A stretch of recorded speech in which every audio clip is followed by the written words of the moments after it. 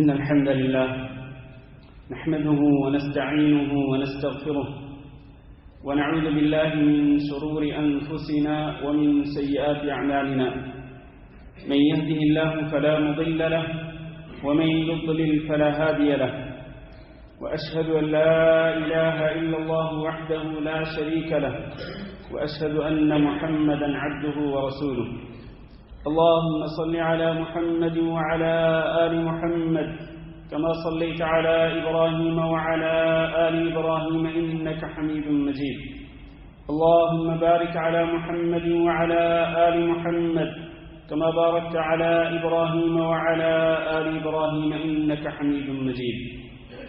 أما بعد، فإن خير الحديث كتاب الله، وخير الهدي هدي محمد صلى الله عليه وسلم، وشر الأمور محدثاتها، وكل محدثة بدعة، وكل بدعة ضلالة، وكل ضلالة في النار.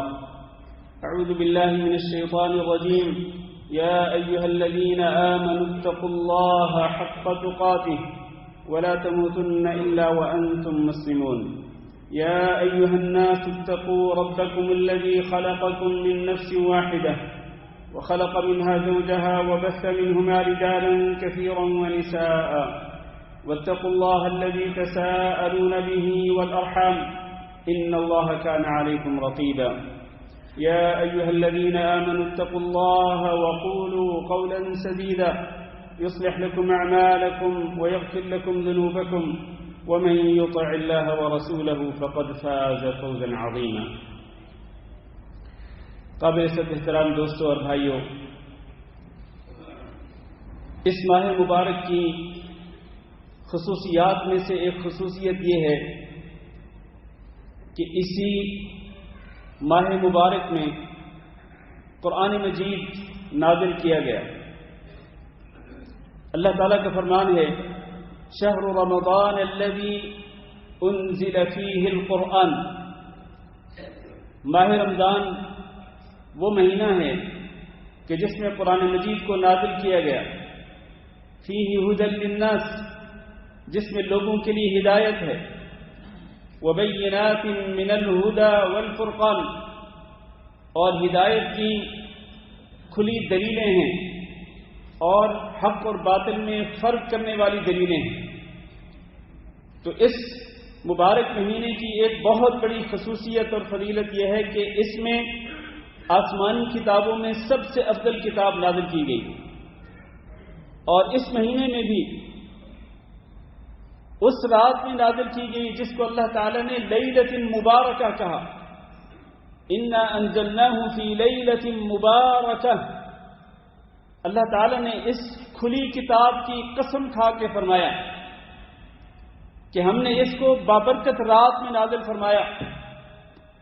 اور اس بابرکت رات سے مراد یقینی طور پر اس مبارک مہینے کے آخری عشرے کی طاق راتوں میں سے کسی رات میں، جس کو لیلۃ القدر کہا جاتا ہے، اس میں اس کو نازل کیا گیا. اللہ نے فرمایا انا انزلناہ فی لیلۃ القدر وما ادراک ما لیلۃ القدر. تو اس سے یہ ثابت ہوتا ہے کہ اس کتاب کا، قرآن مجید کا، رمضان مبارک سے بڑا گہرا تعلق ہے. اس تعلق کو ہمیں سمجھنا چاہیے اور اس تعلق کو ہمیں ذہن نشین کرنا چاہیے. اور اس مہینے کے اندر ہمارا اس قرآن مجید کے ساتھ جو تعلق ہے وہ اس طرح نہیں ہونا چاہیے جس طرح کے سال کے باقی 11 مہینوں کے اندر ہوتا ہے، کہ ہم میں سے کوئی کم ہی اس قرآن مجید کو اٹھاتا ہوگا اور اس قرآن مجید کی تلاوت کرتا ہوگا اور اس قرآن مجید میں تدبر اور غور و فکر کرتا ہوگا اور اس کی تعلیمات کو سمجھ کر ان کو عملی جامہ پہناتا ہوگا. 11 مہینوں کے اندر ہمارا جو رویہ رہتا ہے اس کتاب کے ساتھ، وہ رویہ اس مہینے کے اندر کم از کم نہیں ہونا چاہیے. اور اب اس مہینے کا پہلا عشرہ بھی ختم ہونے والا ہے. ہمیں ذرا اپنے گریبان میں جھانک کر جائزہ لینا چاہیے کہ پچھلے 9 دنوں کے اندر یا پچھلے 8 دنوں کے اندر ہم نے اس کتاب سے کیا سیکھا ہے، اس کتاب کو ہم نے کتنا پڑھا ہے، اور اس کتاب کے اندر ہم نے کتنا تدبر کیا ہے، ہم نے کتنا غور و فکر کیا ہے، اور اس کتاب میں ذکر کیے گئے اللہ رب العزت کے احکامات میں سے کتنے احکامات کو ہم نے سیکھا ہے۔ یہ کتاب اسی لیے تو نازل کی گئی ہے۔ تو میرے بھائیوں، یہ ایک لمحہ فکریہ ہے، سوچنے کی گھڑی ہے، اور ہمیں سوچنا بھی چاہیے، اپنا جائزہ بھی لینا چاہیے۔ اس کتاب کی عظمت کو پہچانو مسلمانوں، اس کتاب کی عظمت اور اس کی شان کو پہچانو۔ رسول اکرم صلی اللہ علیہ وسلم نے ارشاد فرمایا، جیسے کہ ابو شریح الخزاعی رضی اللہ تعالیٰ عنہ بیان کرتے ہیں کہ رسول اکرم صلی اللہ علیہ وسلم ہمارے پاس تشریف لائے، آپ نے فرمایا ابشروا ابشروا، خوش ہو جاؤ خوش ہو جاؤ، الیس تشہدون ان لا الہ الا اللہ وانی رسول اللہ، کیا تم اس بات کی گواہی نہیں دیتے ہو کہ اللہ رب العزت کے سوا کوئی معبود برحق نہیں اور میں اللہ کے رسول ہوں؟ صحابہ کرام نے کہا کیوں نہیں ہم اس بات کی گواہی دیتے ہیں؟ تو آپ نے فرمایا یہ تمہارے لیے خوشی کی بات ہے، لیکن یاد رکھو ان هذا القرآن سبب طرفه بید اللہ وطرفه بأیدیکم، یہ جو قرآن مجید ہے یہ ایک رسی ہے جس کا ایک سرا اللہ کے ہاتھ میں ہے اور ایک سرا تمہارے ہاتھ میں ہے۔ ایک سرا اس کی ایک سائیڈ اللہ کے ہاتھ میں اور دوسری سائیڈ اس کی تمہارے ہاتھ میں ہے۔ معنی یہ ہے کہ اگر تم اس رسی کو پکڑ لو گے تو اللہ رب العزت تک پہنچنا تمہارے لیے آسان ہوگا، لیکن اگر تم نے اس رسی کو چھوڑ دیا تو پھر یقینی طور پر تم تباہی اور بربادی کے گڑھوں میں سے کسی گڑھے میں جا گرو گے۔ ایک مضبوط رسی انسان نے پکڑی ہوئی ہو اور انسان اگر چڑھائی کر رہا ہو تو اس کے گرنے کا خدشہ نہیں ہوتا، لیکن اگر کوئی رسی وغیرہ نہ ہو تو پھر اس کے نیچے گرنے کے بہت زیادہ امکانات ہوتے ہیں، دھڑام سے گر کر اس کے مرنے کے امکانات ہوتے ہیں۔ تو اللہ کے رسول نے فرمایا اس کا ایک سرا اللہ کے پاس اور دوسرا سرا تمہارے ہاتھوں میں ہے، فتمسکوا بہ، لہذا تم اس کو مضبوطی سے پکڑ لو، فإنکم لن تضلوا ولن تهلكوا بعده ابدا، اگر تم اس کو مضبوطی سے پکڑ لو گے تو اس کے بعد پھر تم کبھی گمراہ نہیں ہوگے اور کبھی ہلاک اور برباد نہیں ہوگے۔ آخر کیا وجہ ہے کہ آج امت مسلمہ کے اندر گمراہی ہے؟ امت مسلمہ اپنے صحیح عقیدے سے انحراف کر چکی۔ جو عقیدہ توحید ہے اس عقیدہ توحید کو امت مسلمہ میں سے بہت سارے لوگ چھوڑ چکے۔ امت مسلمہ میں سے بہت سارے لوگ آج درباروں اور مزاروں پہ جا کے سجدہ ریز ہوتے ہیں اور بزرگوں سے درگاہ والوں سے جا کے مانگتے ہیں، ان سے امیدیں رکھتے ہیں اور ان کا خوف اپنے دل میں بساتے ہیں کہ اگر اس درگاہ مزار پہ اگر نظر و نیاز پیش نہ کی تو ہمارے گھر کے اندر بربادی آ جائے گی۔ خوف ہے ان درگاہوں اور ان مزاروں کا۔ یہ چیز اس کتاب کے سراسر خلاف ہے، کتاب اللہ کے سراسر خلاف ہے۔ کتاب اللہ یہ کہتی ہے کہ ہر قسم کا نفع اور نقصان صرف اللہ کے ہاتھ میں ہے، اور عبادت کرو تو صرف اللہ کی کرو، اللہ کے سوا کسی کے سامنے اپنے آپ کو نہ جھکاؤ، اللہ ہی سے امیدیں رکھو، اللہ ہی کا خوف اپنے دلوں میں بساؤ، اور ساری کی ساری عبادات اللہ رب العزت کے لیے خاص کرو۔ میرے بھائیوں، امت مسلمہ قرآن مجید کی تعلیمات کو چھوڑ چکی اور اسی وجہ سے آج گمراہی کا شکار ہو چکی ہے اور ہلاکت اور بربادی کی تاریکیوں کے اندر بھٹک رہی ہے۔ اس قرآن مجید کے بارے میں اچھی طرح سے یقین ہونا چاہیے کہ یہ قرآن مجید اللہ رب العزت کی طرف سے نازل کردہ کتاب ہے۔ اللہ نے فرمایا وَإِنَّهُ لَتَنزِيلُ رَبِّ الْعَالَمِينَ نَزَلَ بِهِ الرُّوحُ الْأَمِينُ عَلَى قَلْبِكَ لِتَكُونَ مِنَ الْمُنذِرِينَ، یہ رب العالمین کی طرف سے نازل کی ہوئی کتاب ہے۔ اس کو کون لے کے آئے؟ الروح الامین، یعنی حضرت جبریل امین لے کر آئے۔ کہاں پر اس کو نازل کیا؟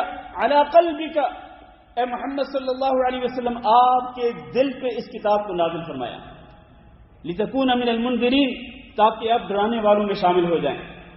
یہ کتاب ایسی ہے کہ جس کی شان کو اللہ رب العزت نے خود بیان فرمایا، فرمایا تبارک الذی نزل الفرقان علی عبدہ لیکون للعالمین نذیرا۔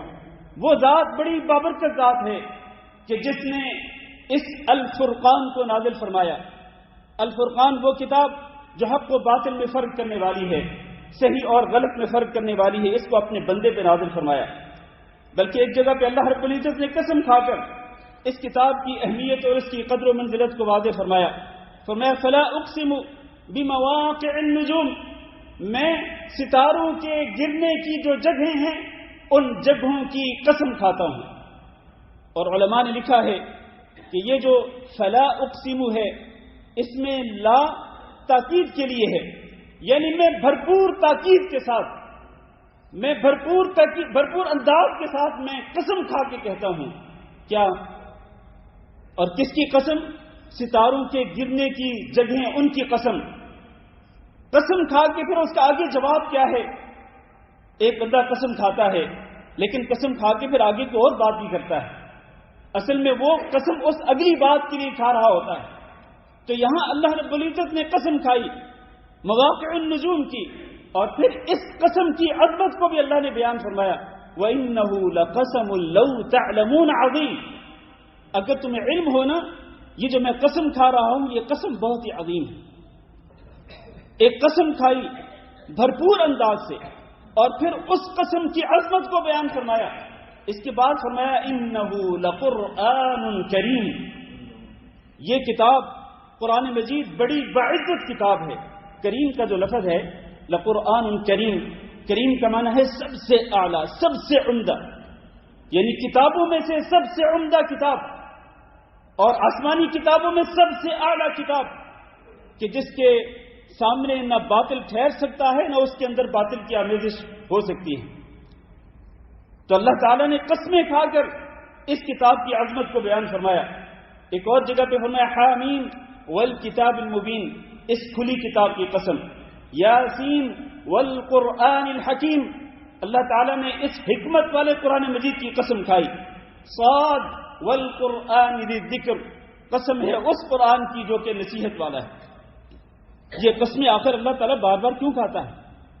اور بھلے لوگوں کچھ تو سوچو، کچھ تو اس بارے میں ذرا غور و فکر کرو کہ اللہ تعالیٰ بار بار اس کتاب کی قسمیں کیوں کھاتا ہے؟ آخر اس کتاب کی اللہ کے ہاں کوئی شان ہے، اس کی کوئی عظمت ہے تو تبھی اللہ اس کی قسم کھاتا ہے۔ اور اللہ جس چیز کی قسم کھاتا ہے وہ چیز بھی اسی طرح عظمت والی ہو جاتی ہے جس طرح اللہ تعالیٰ خود عظمت والا ہے۔ اور پھر یہ ایسی کتاب ہے کہ جو بے مثال ہے، اس جیسی کوئی کتاب نہ نازل ہوئی نہ نازل ہوگی، بلکہ اللہ رب العزت نے اسی کتاب کے اندر چیلنج فرمایا عرب کے فصیح اللسان لوگوں کو کہ تم سارے کے سارے جمع ہو جاؤ اور اس قرآن میں جو 10 صورتیں ہیں، 10 صورتیں جیسی 10 صورتیں لا کے دکھاؤ۔ پھر وہ اس سے عاجز آگے، اللہ نے فرمایا 10 نہیں لا سکتے ہو، ایک صورت ہی لا کے دکھا دو، فَأْتُوا بِصُورَةٍ مِّن مِّثْلِهِ، اس جیسی ایک صورت ہی لا کے دکھا دو۔ وہ اس جیسی ایک صورت بھی نہیں لا سکے۔ پھر اللہ تعالیٰ نے چیلنج کر دیا لَئِنِ اجْتَمَعَتِ الْإِنسُ وَالْجِنُّ عَلَىٰ أَن يَأْتُوا بِمِثْلِ هَٰذَا الْقُرْآنِ لَا يَأْتُونَ بِمِثْلِهِ، اگر جن و انس مل کر بھی اس قرآن جیسی کتاب لانا چاہیں، جن و انس جتنے بھی فصیح اللسان لوگ ہیں، چاہے وہ انسانوں میں ہوں چاہے وہ جنوں میں ہوں، وہ سارے کے سارے مل کر زور لگا لیں کہ اس جیسی کتاب لے کے آئیں، لا یأتون بمثلہ، وہ اس جیسی کتاب نہیں لا سکتے۔ یہ چیلنج آج بھی باقی ہے اور یہ قیامت تک باقی رہے گا۔ ایسی کتاب کہ جس کی حفاظت کی ذمہ داری اللہ تعالی نے خود لی ہے۔ پہلی کتابوں کی حفاظت کی ذمہ داری اللہ نے نہیں لی تھی، اس لیے یہود و نصارہ نے تورات اور انجیل کے اندر اپنی منشا کے مطابق تبدیلیاں کی، لیکن یہ وہ کتاب ہے کہ جو محفوظ ہے، اس کے اندر آج تک کوئی تبدیلی نہیں ہو سکی اور نہ اس کے اندر کوئی تبدیلی ہو سکے گی، اس لیے کہ اللہ نے فرمایا انا نحن نزلنا الذکر وانا له لحافظون، ہم نے اس نصیحت والی کتاب کو نازل کیا اور ہم ہی اس کی حفاظت کرنے والے ہیں۔ میرے بھائیو، اس کتاب کے بارے میں اللہ تعالیٰ نے قرآن مجید کے اندر ہی فرمایا، یا ایھا الناس قد جاءتکم موعظۃ من ربکم، اے لوگو تمہارے پاس نصیحت آ چکی تمہارے رب کی طرف سے۔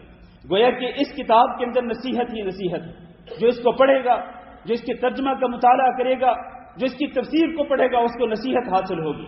ایک پہلا فائدہ اس کتاب کا۔ دوسرا، وشفاء لما فی الصدور، سینوں کے اندر جو بیماریاں چھپی ہوئی ہیں ان بیماریوں کی شفا بھی اس کتاب کے اندر موجود ہے۔ سینوں کے اندر کون سی بیماریاں ہیں؟ سینوں کے اندر بیماریوں میں سے ایک بیماری حسد کی بیماری ہے، اسی طرح نفرت اور کدورت کی بیماری ہے، بغض کی بیماری ہے، جو بہت سارے لوگوں کے دلوں کے اندر یہ بیماری موجود ہوتی ہے کہ جو اپنے مسلمان بھائیوں سے بغض رکھتے ہیں، نفرت کرتے ہیں، کدورتیں پالتے ہیں، اپنے رشتہ داروں کے بارے میں وہ حسد کرتے ہیں، حسد کا شکار ہو جاتے ہیں۔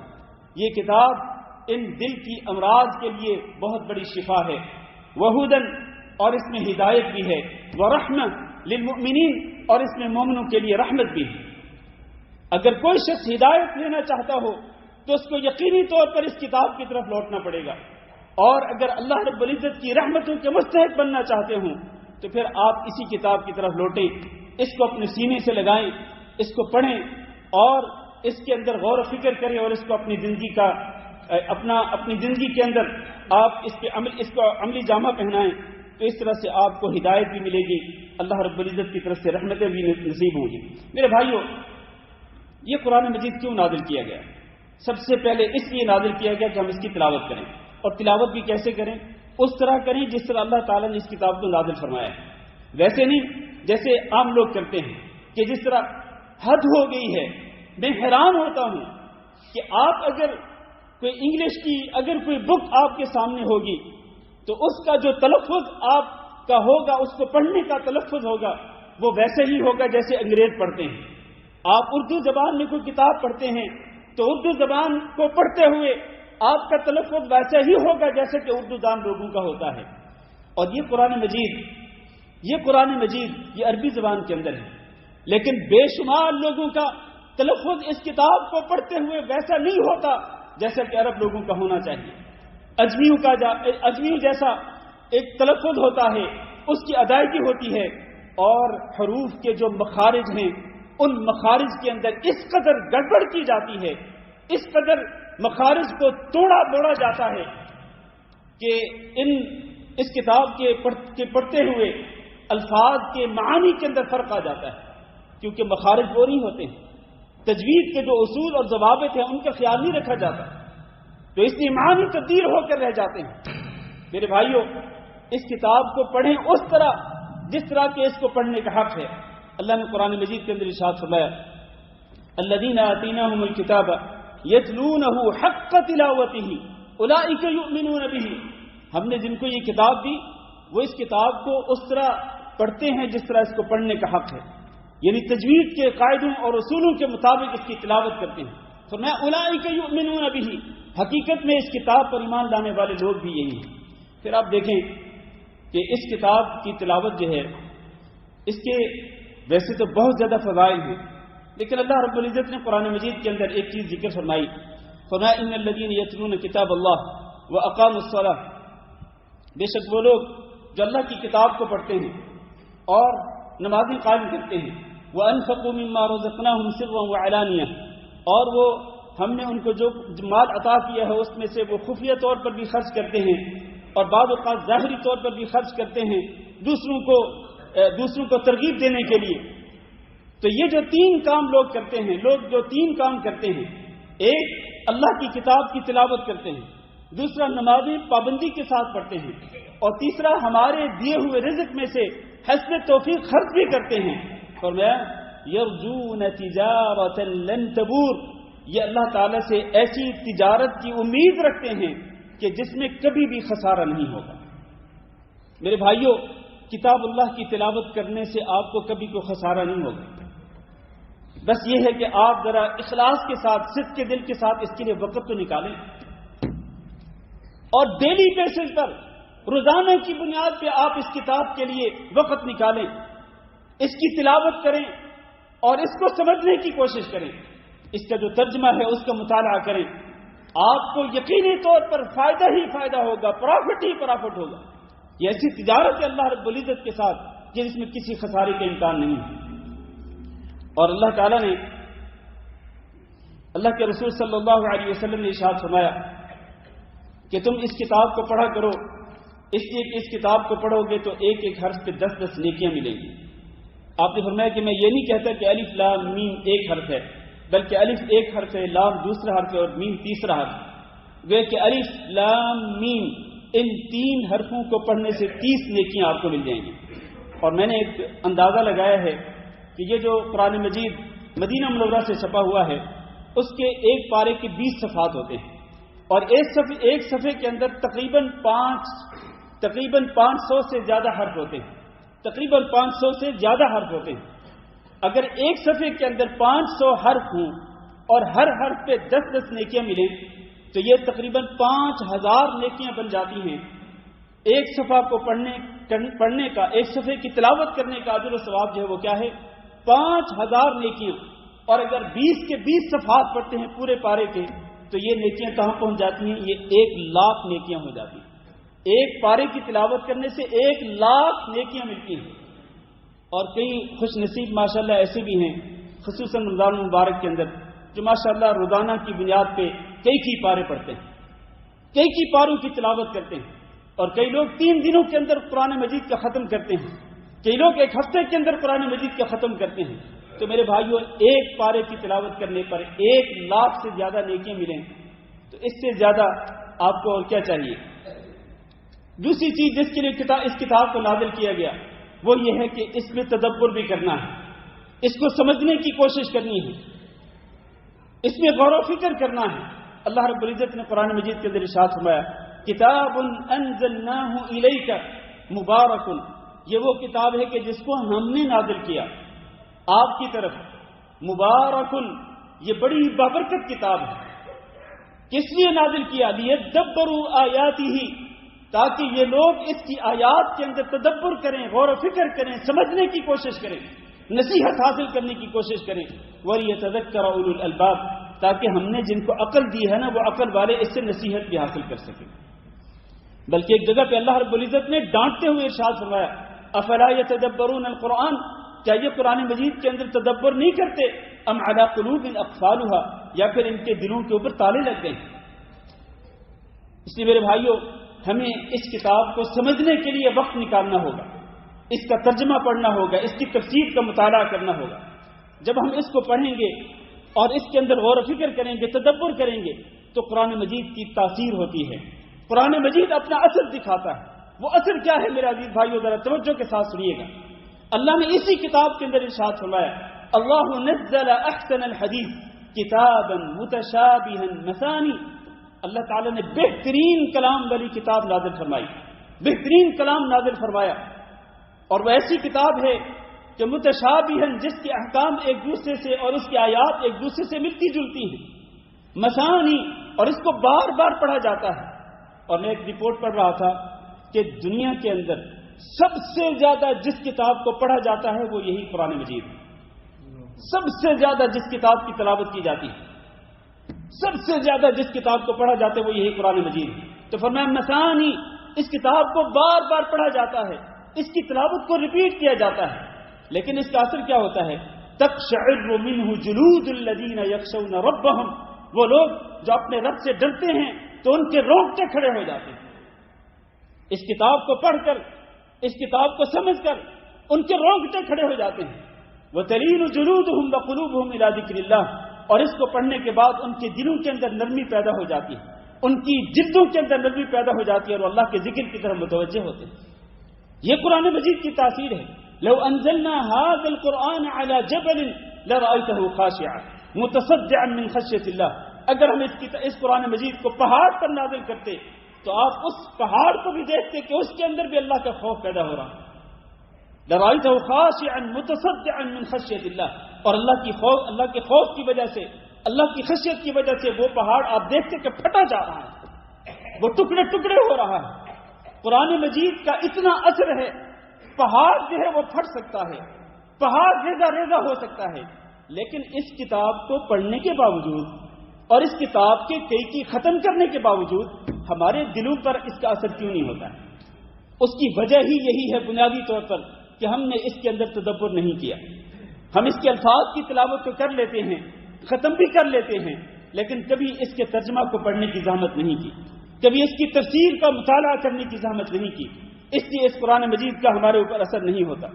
آئیے ذرا ایک دو نمونے آپ کو بتاتا ہوں کہ رسول اکرم صلی اللہ علیہ وسلم جن پہ یہ کتاب نازل کی گئی، آپ صلی اللہ علیہ وسلم اس کتاب میں کس طرح تدبر کیا کرتے تھے.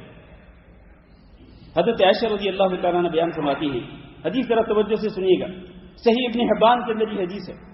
حضرت عائشہ رضی اللہ تعالیٰ عنہ بیان فرماتی ہیں کہ رسول اکرم صلی اللہ علیہ وسلم ایک رات کھڑے ہوئے، نماز پڑھنا شروع کی. نبی کریم صلی اللہ علیہ وسلم نے رونا شروع کر دیا. نماز پڑھ رہے ہیں اور ظاہر ہے کہ نماز کے اندر قرآن مجید کی تلاوت کر رہے ہیں، آپ نے رونا شروع کر دیا. اتنا روئے کہ آپ صلی اللہ علیہ وسلم کی گود جو ہے وہ گیری ہو گئی. اور ہو سکتا ہے کہ نبی صلی اللہ علیہ وسلم بیٹھ کر کے نماز پڑھ رہے ہیں، کیونکہ آخری عمر میں نبی صلی اللہ علیہ وسلم بعض اوقات جب تھک جاتے تھے تو بیٹھ کر بھی نماز پڑھتے تھے. تو بیٹھ کے آپ نماز پڑھ رہے تھے تو اتنا روئے آپ صلی اللہ علیہ وسلم کہ آپ کی گود اس سے تر ہو گئی. پھر فرماتی ہیں ثم بكى فلم يزل يبكي حتى بل لحيته. پھر آپ صلی اللہ علیہ وسلم نے رونا شروع کر دیا، اتنا روئے کہ آپ صلی اللہ علیہ وسلم کی داڑھی مبارک تر ہو گئی. ثم بكى، پھر آپ صلی اللہ علیہ وسلم نے رونا شروع کر دیا اسی نماز کے اندر قرات قرآن کرتے ہوئے، یہاں تک کہ آپ کے نیچے جو زمین تھی وہ بھی تر ہو گئی. اللہ اکبر، کتنے آنسو نکلے ہوں گے نبی صلی اللہ علیہ وسلم کے. فداہ ابی و امی، میرے ماں باپ آپ پہ قربان ہوں کہ قرآن مجید کی تلاوت کرتے ہوئے اتنا رو رہے ہیں کہ آپ کی داڑھی مبارک تر ہو جاتی ہے، آپ کی گود تر ہو جاتی ہے اور آپ کے نیچے جو زمین ہے وہ تر ہو جاتی ہے. اسی دوران میں حضرت بلال رضی اللہ تعالیٰ عنہ آ گئے اور آ کر کے نبی صلی اللہ علیہ وسلم کی اطلاع دی کہ فجر کی نماز کا وقت ہو گیا ہے. جب انہوں نے دیکھا کہ نبی کریم صلی اللہ علیہ وسلم زار و قطار رو رہے ہیں تو کہنے لگے لِمَ تَبْكِي یا رسول اللہ وَقَدْ غَفَرَ اللَّهُ لَكَ مَا تَقَدَّمَ مِنْ ذَنبِكَ وَمَا تَأَخَّرَ. اے اللہ کے رسول، آپ اتنا کیوں روتے ہیں جبکہ اللہ تعالیٰ نے آپ کی اگلی پچھلی تمام خطائیں معاف کر دی. تو رسول اکرم صلی اللہ علیہ وسلم نے فرمایا افلا اکون عبدا شکورا. جب اللہ تعالیٰ نے میرے اوپر اتنا انعام کیا، اتنا احسان کیا کہ میری اگلی پچھلی خطاؤں کو معاف کر دیا، تو کیا میں اللہ رب العزت کا شکر گزار بندہ نہ بنوں. پھر آپ صلی اللہ علیہ وسلم نے اصل میں رونے کی جو وجہ ہے وہ بیان فرمائی. وہ سنیں اپنے کانوں کی کھڑکیوں کو کھول کر، آپ توجہ سے سنیں.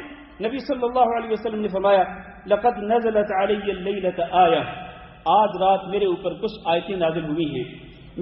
اور آپ نے فرمایا آج رات جو آیات میرے اوپر نازل ہوئی ہیں ویل لمن قرأها ولم يتفکر فیہا، اس آدمی کے لیے ہلاکت اور بربادی ہو کہ جو ان آیات کو پڑھے اور وہ ان کے اندر غور و فکر نہ کرے. پھر نبی صلی اللہ علیہ وسلم نے وہ آیات پڑھی، وہ سورۃ آل عمران کا آخری رکوع ہے، ان فی خلق السماوات والارض واختلاف اللیل والنہار لآیات لأولی الالباب الذین یذکرون اللہ قیاما وقعودا وعلی جنوبہم ویتفکرون فی خلق السماوات والارض. نبی کریم صلی اللہ علیہ وسلم فرمایا کہ یہ آیات آج رات میرے اوپر نازل ہوئی، میں انہی کے اندر غور و فکر کرتے ہوئے، تدبر کرتے ہوئے میں آج رات روتا رہا ہوں. ساری رات ان آیات کو پڑھتے ہوئے روتے ہوئے گزر گئی. یہ ہوتا ہے تدبر قرآن مجید کے اندر، اور یہ ہوتا ہے قرآن مجید کا اثر، قرآن مجید کی تاثیر. ایک اور نمونہ بھی سن لیں. حضرت اسماء بنت ابی بکر جو سیدہ عائشہ رضی اللہ تعالیٰ عنہ کی بہن تھیں، ان کے بارے میں آتا ہے کہ حضرت عبادہ بن حمزہ بیان کرتے ہیں کہ میں حضرت اسماء رضی اللہ تعالیٰ عنہ کے پاس گیا تو وہ یہ آیت، وہ سورۃ طور کی تلاوت کر رہی تھی. سورۃ طور کو پڑھتے ہوئے جب وہ اس آیت پہ پہنچی فمن اللہ علینا ووقانا عذاب السموم، کہ اللہ رب العزت نے ہمارے اوپر احسان کیا. یہ اہل جنت جنت کے اندر کہیں گے کہ اللہ تعالیٰ نے ہمارے اوپر احسان کیا کہ اللہ تعالیٰ نے ہمیں گرم ہوا والے عذاب سے اللہ تعالیٰ نے بچا لیا، یعنی جہنم کے عذاب سے اللہ تعالیٰ نے ہمیں بچا لیا. یہ اہل جنت جنت میں پہنچنے کے بعد اس کا اقرار کریں گے.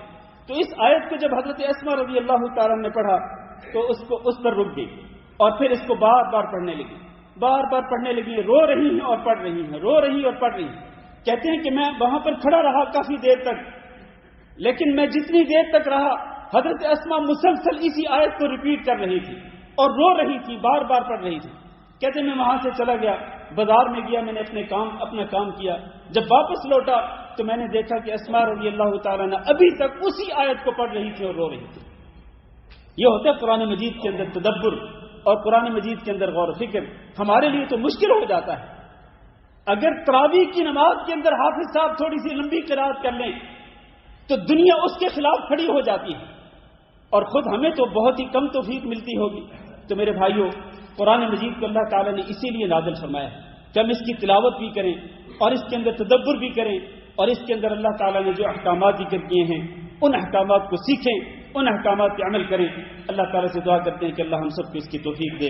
استغفر اللہ لی ولکم ولسائر المسلمین فاستغفروہ انہ هو الغفور الرحیم۔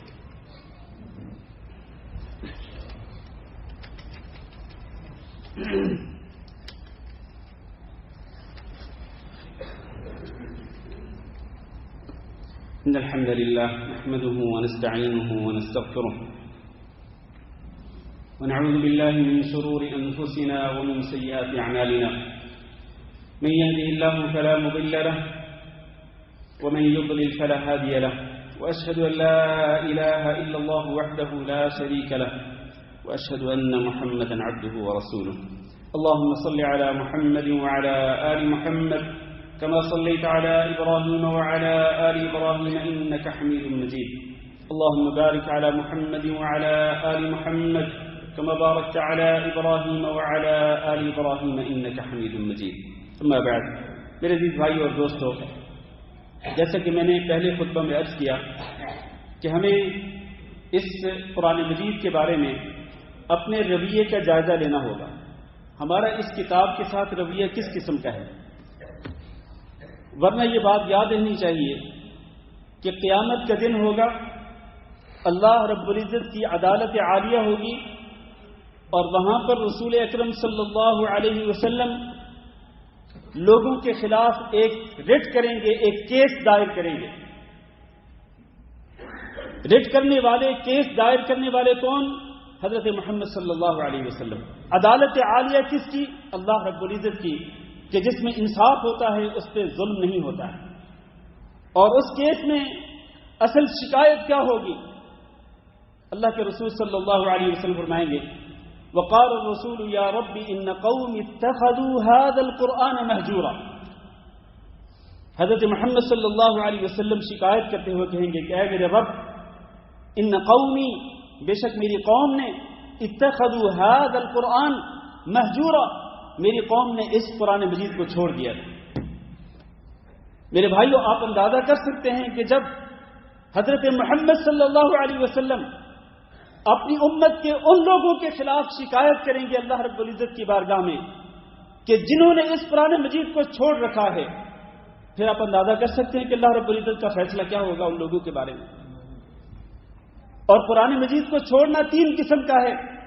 ایک یہ کہ قرآن مجید کی تلاوت کو چھوڑ دیا جائے، اور دوسرا یہ ہے کہ قرآن مجید کے اندر تدبر اور غور و فکر کو ترک کر دیا جائے، اور تیسرا یہ ہے کہ قرآن مجید پر عمل کرنے کو چھوڑ دیا جائے۔ اور آج مسلمانوں میں سے اکثریت ان تینوں قسم کی بیماریوں کے اندر مبتلا ہے کہ نہ تو پڑھنے کی زحمت گوارا کرتے ہیں، اور اگر پڑھتے بھی ہیں تو سمجھنے کی تو اس کو تو بات ہی چھوڑ دیں۔ آپ بہت کم لوگ ہوں گے جو اس کتاب کو سمجھنے کی کوشش کرتے ہیں، ورنہ زیادہ تر لوگ تدبر اور غور فکر کی طرف آتے ہی نہیں۔ اور تیسری چیز جو ہے عمل کرنا۔ آج میرے پاس ابھی وقت نہیں ہے، ورنہ آج میں آپ کو بتلاتا کہ قرآن مجید کے اندر کتنی ایسی تعلیمات ہیں، کھلی تعلیمات، جن کی ہم سراسر خلاف ورزی کرتے ہیں۔ کھلی تعلیمات۔ کچھ لوگ کہتے ہیں، وہ ہمارے اوپر بلیم کرتے ہیں، یعنی علماء پر بلیم کرتے ہیں، کہتے ہیں جی وہ دیکھیں جی ہم کیا کریں، وہ فلاں عالم صاحب یہ کہتے ہیں، فلاں عالم صاحب یہ کہتے ہیں، ہم کدھر جائیں؟ اور اللہ کے بندے، آپ اگر قرآن مجید کو پڑھ لیں، قرآن مجید کا اگر آپ مطالعہ کر لیں، اس کا ترجمہ، اس کی تفسیر کا مطالعہ کر لیں، اس کے اندر اللہ تعالیٰ نے جو تعلیمات دی ہیں ان تعلیمات کو سیکھ لیں، تو پھر آپ کا یہ دعویٰ بھی غلط ثابت ہو جائے گا۔ ہم نے اس کتاب کو پڑھا ہی نہیں۔ یہ قصور مولویوں کا نہیں، آپ میں سے ہر ایک کا قصور ہے کہ آپ نے اس کتاب کو پڑھا ہی نہیں۔ اور کتنی ایسی تعلیمات ہیں، کتنے ایسے احکامات ہیں کہ دیدہ دلیری کے ساتھ ہم ان احکامات کو اپنے پاؤں تلے رونڈ ڈالتے ہیں اور ان کی پرواہ نہیں کرتے۔ یہ بہت ہی بڑا لمحہ فکریہ ہے۔